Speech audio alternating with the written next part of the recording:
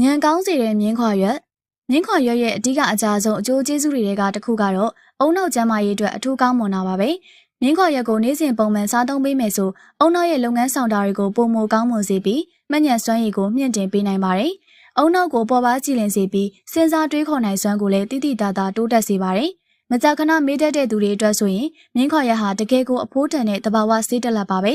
ဒါအပြင်ဆေးဘက်ဆိုင်ရာသုတေသနတွေအရမြင်းခွာရွက်ဟာအသက်အရွယ်ကြီးရင်လာတဲ့အခါမှာဖြစ်တတ်တဲ့အယ်ဇိုင်းမာရောဂါဖြစ်ပွားနိုင်ခြေကိုလျှော့ချပေးနိုင်တယ်လို့လည်းတွေ့ရှိရပါတယ်။အုံနောက်ဆဲတွေကိုကာကွယ်ပေးပြီးအုံနောက်လှုပ်ဆောင်ချက်တွေမဆုတ်ယုတ်အောင်ထိန်းသိမ်းပေးနိုင်တာကြောင့်မှတ်ဉာဏ်ချို့ယွင်းမှုတွေကိုကာကွယ်ပေးနိုင်ပါတယ်။ကျမတို့တွေဟာခေတ်ကာလရဲ့ဖြည့်ဆည်းမှုတွေကြောင့်စိတ်ဖိစီးမှုတွေများတာအိတ်မပျော်တာဒါမှမဟုတ်ဘာအကြောင်းပြချက်မှမရှိဘဲနှလုံးခုန်မြင်တာမျိုးတွေကြုံတွေ့ရတတ်ပါတယ်။ဒီလိုအချိန်မျိုးမှာမြင်းခွာရွက်ကိုပုံမှန်ဇက်တိုက်တောက်သုံးပေးမယ်ဆိုရင်အဲ့ဒီလက္ခဏာတွေတဖြည်းဖြည်းတက်တာပြောက်ကင်းသွားမှာပါ။မြင်းခွာရွက်မှာစိတ်ကိုငြိမ်သက်စေတဲ့ဂုဏ်သတ္တိတွေပါဝင်တာကြောင့်စိုးရိမ်ပူပန်မှုတွေကိုလျှော့ချပေးပြီးစိတ်ဖိစီးမှုကိုပြေလျော့စေပါတယ်။ညဘက်မှာကောင်းကောင်းအိပ်မပျော်တဲ့သူတွေအတွက်လည်းမြင်းခွာရွက်ဟာအထူးသုံးဝင်ပါတယ်။မြင်းခွာရွက်ပြုတ်ရည်ကိုတောက်ပေးမယ်ဆိုရင်နှင်းနှင်းချိုက်ချိုက်အိပ်ပျော်စေပါတယ်။မနက်နိုးထလာတဲ့အခါမှာလည်းလန်းဆန်းတက်ကြွနေမှာပါ။ဒါရင်မကသေးပါဘူး။မြင်းခွာရွက်ရဲ့အမခန့်အကျိုးကျေးဇူးတွေထဲမှာအသားအရည်ကျန်းမာရေးနဲ့သွေးလည်ပတ်မှုစနစ်ကိုကောင်းမွန်စေတာလည်းပါဝင်ပါတယ်။မြင်းခွာရွက်ကိုပုံမှန်တောက်သုံးပေးမယ်ဆိုရင်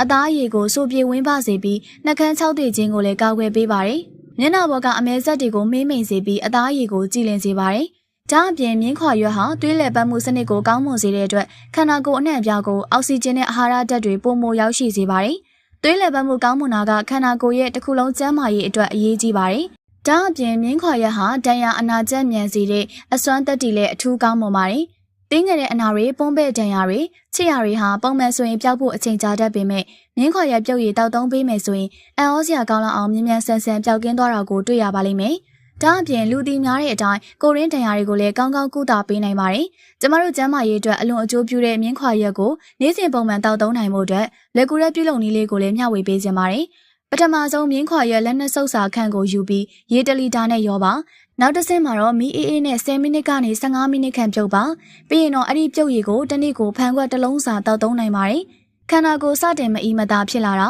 အုံနောက်အာယုံမကြည်လင်ဘူးလို့ခံစားရတာဒါမှမဟုတ်တခြားကျန်းမာရေးပြဿနာတွေကြုံတွေ့လာရပြီဆိုရင်မြင်းခွာရွက်ပြုတ်ရည်ကိုစမ်းတောက်ကြည့်ဖို့အထူးတိုက်တွန်းခြင်းပါတယ်ကျမကိုယ်တိုင်လည်းမြင်းခွာရွက်ကိုနေ့စဉ်မဖြစ်မနေတောက်သုံးပြနေတဲ့အကျင့်ကောင်းတစ်ခုရှိနေပါပြီတကယ်တမ်းကိုယ်တိုင်ပြုတ်ပြီးတော့တောက်ကြည့်တော့မှမြင်းခွာရွက်ဟာအတွင်းတန်ရာအတွက်ပဲကောင်းတာမဟုတ်ပဲကျမတို့ရဲ့ခန္ဓာကိုယ်တစ်ခုလုံးကိုကျန်းမာစေတဲ့အစွမ်းထက်ဆေးဘက်ဝင်အပင်တစ်မျိုးဆိုတာသိလိုက်ရတာပါပရိသတ်ကြီးတို့လည်းမြင်းခွာရွက်ရဲ့ကောင်းကျိုးတွေကိုကိုယ်ရေးခန်းစားကြည့်ခြင်းနဲ့ဆိုရင်တော့မြင်းခွာရွက်ပြုတ်ရည်ကိုစမ်းတောက်ကြည့်လိုက်ပါလို့တိုက်တွန်းချင်ပါတယ်